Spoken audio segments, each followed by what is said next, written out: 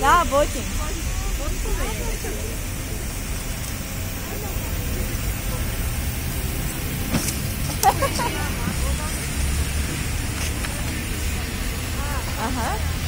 Միասին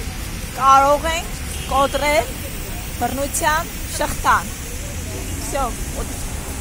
մենք տեսնում ենք, որ իշխաներ կանայք դեռևս 21-րդ դարում փորձերի եւ այսօր մենք անդրադարձել ենք բռնության 4 տեսակների՝ ֆիզիկական, սեռական, տնտեսական եւ հոգեբանական բռնության տեսակներին եւ ամենաշատը կուզենայի խոսել նաեւ հոգեբանական բռնության մասին, որովհետեւ դա բավականին տարածված է մեզանում հենց օրինակ կարծրատիպային բառերի միջոցով եւ ամենաշատը հենց հոգեբանական բռնության ենթարկվում են հաշմանդամություն ունեցող կանայք, որովհետեւ շրջապատում իրենց դիմում են այնպիսի բառապաշարով, շատ հաճախ մարդիկ չեն գիտակցում, որ այդպիսի բառերով իրեն վիրավորում են, խոցում են եւ կարծրատիպերի են ենթարկում հաշմանդամություն ունեցող կանայք։ Ոստիկանությունը չի վարում տվյալներ, թե հաշմանդամություն ունեցող քանի կին է դիմել իրենց բռնության,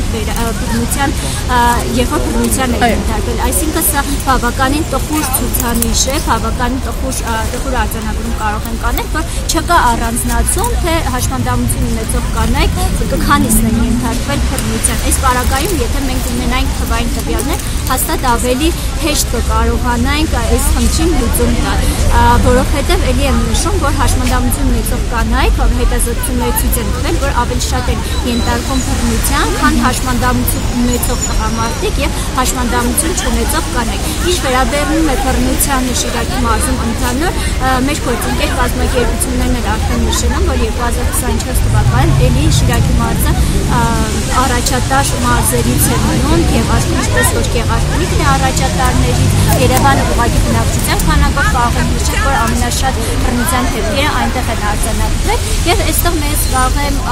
նաեւ շեշտադրել այն հանգամանքը, որ երբ որ մենք դիտարկում ենք, որ տարեցտարի թիվը բարձրանում է, մենք կարող ենք ուշադրություն նաեւ դարձնել այն հանգամանքին, որ թիվը բարձրանում է, այսինքն բարձրաձայնումներն է բարձրանում։ Արդեն կանայք սկսել են խոսել, որ իրենք բռնության են ենթարկվում։ Պետք է իրազեկել տեղեկանալ եւ պաշտպանելու ինչ-որ միջոցներ գտնել։ Ես շատ ուրախ եմ, որ այսօր այստեղ եմ Գյումրիում կանանց ինչ-որ հզորացման ծրագրի ենք մասնակցում եւ ցանկալի է կոտրել այդ շղթան բռնության կանանց իրավունքների պաշտպանությունը հզորանալ։